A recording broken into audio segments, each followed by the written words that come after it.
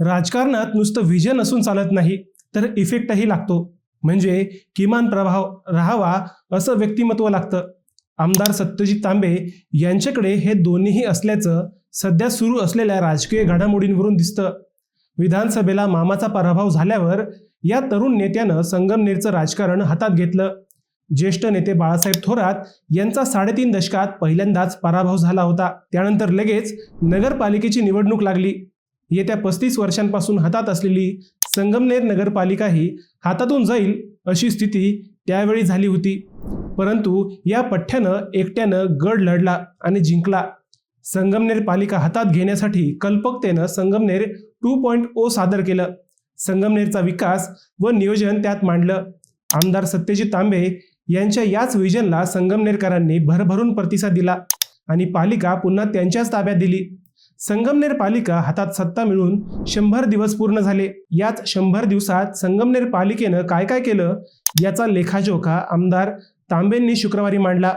आमदार तांबे यांच्या या वचनपूर्तीची सध्या संगमनेरमध्ये चांगलीच चर्चा सुरू झाली आहे. संगमनेरमध्ये आता सत्यजित युग सुरू झाले हे गेल्या काही दिवसातील राजकीय घटनांतून दिसू लागले. सत्यजित नावाचं हेच रसायन आज आपण समजून घेऊयात. नमस्कार, मी अजय आणि आपण पाहत आहात अहिल्यानगर लाईव्ह 24.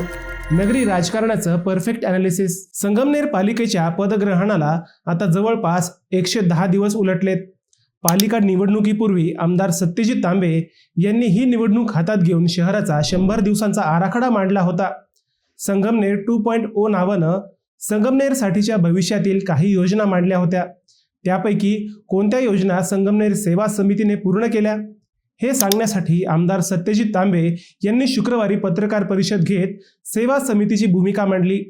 आमदार सत्यजित तांबे यांनी या पत्रकार परिषदेत संगमनेरच्या विकासाचा लेखाजोखा मांडला. ते म्हणाले की शहराच्या स्वच्छतेवर विशेष लक्ष केंद्रित करून कचरा व्यवस्थापन आणि मुख्य चौक सुशोभीकरणाचे प्रकल्प हाती घेतले. शहरातील माता भगिनींच्या सुरक्षिततेसाठी रक्षक दलची स्थापना केली. या रक्षक दलच्या मोहिमेला मोठा प्रतिसाद मिळत असून रक्षक दलातील जवान महिलांच्या सुरक्षेसाठी कायम तत्पर आहेत. नागरिकांना तक्रारीसाठी थेट व्हॉट्सअप नंबर उपलब्ध करून दिला आहे. महिलांच्या सुविधेसाठी शहराच्या विविध भागात ई-टॉयलेट बसवले आहेत. अमृत योजनेअंतर्गत पाणी पुरवठ्याची कामे गतीने पूर्ण करून शहराचा पाणी प्रश्न कायमस्वरूपी सोडवण्यावर भर दिला. पावसाळ्यापूर्वी आणि नंतर खराब झालेल्या रस्त्यांची दुरुस्ती तसेच नवीन सिमेंट कॉन्क्रीट रस्त्यांचे नियोजन पूर्ण केले. कामकाजात आधुनिकता आणून सर्व दाखले आणि सेवा नागरिकांना वेळेत मिळतील अशी व्यवस्था निर्माण केली. शहराच्या वाहतुकीला शिस्त लावण्यासाठी आणि रस्ते मोकळे करण्यासाठी अतिक्रमण काढण्याची मोहीम धडाक्याने राबवली. नगर परिषदेत येणाऱ्या प्रत्येक नागरिकाचे काम वेळेत व्हावे आणि प्रशासनात पारदर्शकता राहावी यासाठी डिजिटल प्रणालीचा वापर वाढवला. सुरुवातीचे पहिले 100 दिवस ही केवळ सुरुवात आहे. संगमनेरला स्मार्ट, सुरक्षित आणि सक्षम शहर बनवण्याचा संकल्प यापुढेही कायम राहील असं आमदार सत्यजित तांबे यांनी या पत्रकार परिषदेत सांगून टाकलं. खरं तर दिलेल्या शब्दाला जागणारा युवा नेता म्हणून सत्यजित तांबे राज्यभर चर्चेत असतात. पदवीधर मतदारसंघाचा आमदार म्हणून त्यांनी विधान परिषदेत आपली एक वेगळी ओळख तयार केली आहे. 100% उपस्थित राहणारा आमदार म्हणून त्यांची ख्याती आहे. शिवाय आतापर्यंत जेवढी अधिवेशने झाली त्या सगळ्यात आपली वेगळी छाप त्यांनी तयार केली. शेतकरी, युवक, बेरोजगार, डॉक्टर, वकील, इंजिनियर, शिक्षक, शिक्षकेतर कर्मचारी, शासकीय कर्मचारी, पत्रकार अशा सगळ्यांच्या प्रश्नाला त्यांनी वाचा फोडली.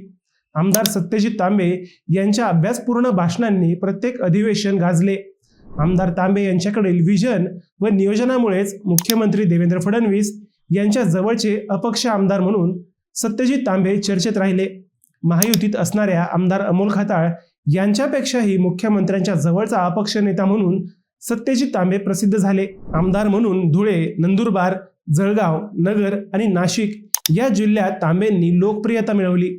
आता संगमनेर पालिकेच्या पहिल्या 100 दिवसात आमदार तांबे यांनी संगमनेरकरांची मने जिंकली.